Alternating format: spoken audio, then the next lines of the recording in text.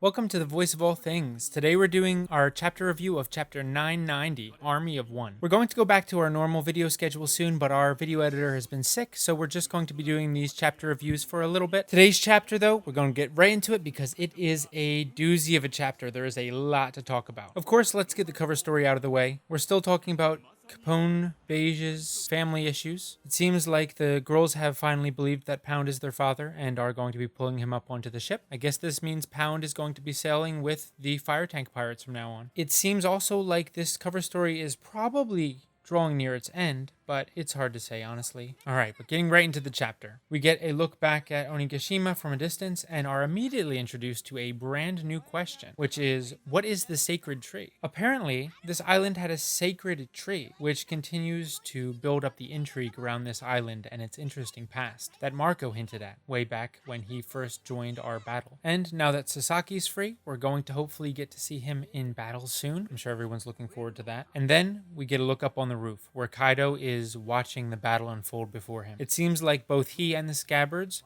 are waiting for the pawns to go first, and will be engaging in the battle once they see the outcome of this fierce combat happening in front of them. Even Kaido seems to be saving his energy instead of getting right into the thick of things. It's a little hard to read a dragon's face, so I'm not entirely sure what he's feeling here, but this is certainly all new to him. The last two chapters have, for some reason, reminded me of way back when we met the Funk Brothers in Dressrosa. It seems like the younger Funk brother had a body much like Kaido and Big Mom that was almost impervious to damage. Except when Sai used advanced haki to damage him apparently from the inside. Here we get to see a little bit of continuity from Oda, as he has been indicating for a while that even impervious people can be harmed by this special type of armament haki, one that is apparently fairly prevalent here in Wano. It is really exciting to see all these Sulong Minks go head-to-head with the Beast Pirates. And while it is very exciting to see all these Sulong Minks fighting the Beast Pirates, let's just move on because there's not a whole lot to talk about here. On the next page, we do get to see Jack. He seems to be doing fairly well, despite the fact that he apparently has been injured several times, to the point where Kinemon almost joins the fray to go after Jack himself. And we get to see, unfortunately, just the silhouettes of Nekomamushi and Inuarashi in their Sulong forms as they stop him to go after him. I really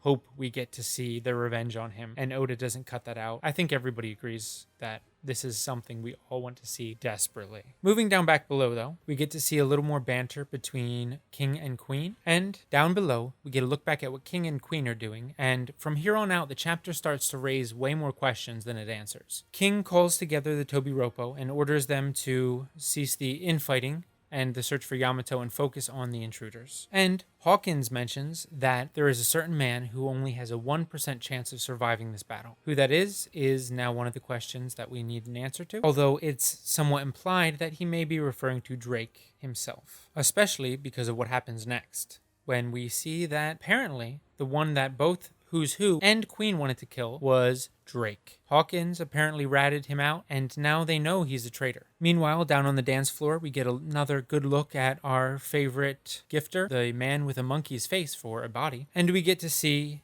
how impressive the Straw Hats are, as the samurai tried to save the Straw Hat's strength for the battle that's coming, but the Straw Hats charge ahead anyway, unafraid of the oars-sized giants in front of them. Last chapter review, I talked about how it is really cool to see the Straw Hats' growth in comparison to basically a bunch of oars, but Luffy himself says it this chapter, showing that this is an obvious, intentional parallel by Oda. And it's worth noting that a lot of people, when they noticed Hyogoro's comment about Luffy flying through the air like a wisdom king, I think the unofficial chapter said, we were wondering if this was something important or some piece of Wano lore we hadn't seen before. But the official chapter says that Hyogoro compares him to a guardian deity. So apparently, this is less important than we may have originally thought. It is worth noting that Oda has included religious iconography from our world throughout the story of One Piece, such as references to Buddha and crosses. So it's likely that this reference isn't something particularly important to the story. Like, we're not going to get a background scene of Wano where we learn about their guardian deity. Rather, it seems like he's just saying Luffy looks like a guardian deity. Since Oda did base Luffy's appearance off an ancient deity from our world, it's possible that this is just what Hyogoro is referencing here.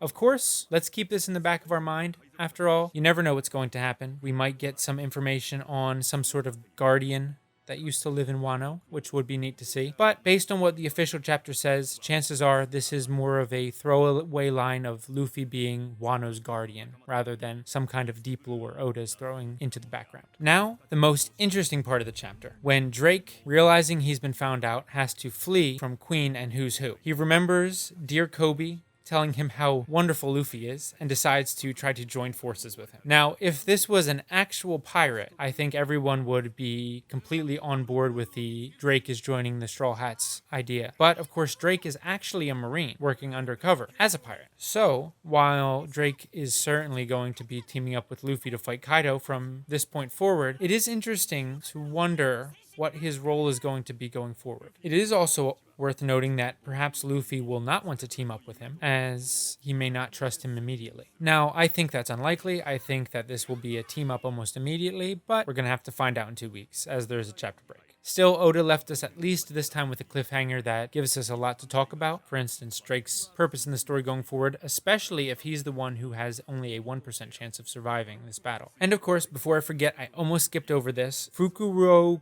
Kuju, who has a name almost as long as his head, seems to be up to something in the background. It was a very brief panel, but it is worth noting that something's going on there. So once again, we have a lot of new mysteries to figure out after this chapter passed, but at least we know Who's Who and Queen are after. Let us know in the comments what you think Drake's gonna do. Do you think he's going to try to join Luffy permanently as a spy for the world government? Will he go back to the Marines after Wano's over? Will he be found out? Well, let us know what you think. The only thing I wanted to add was that I don't think it's such a mystery what Drake's purpose in the story is. It's obviously to bring Luffy in alignment with the Marines, therefore giving him more power.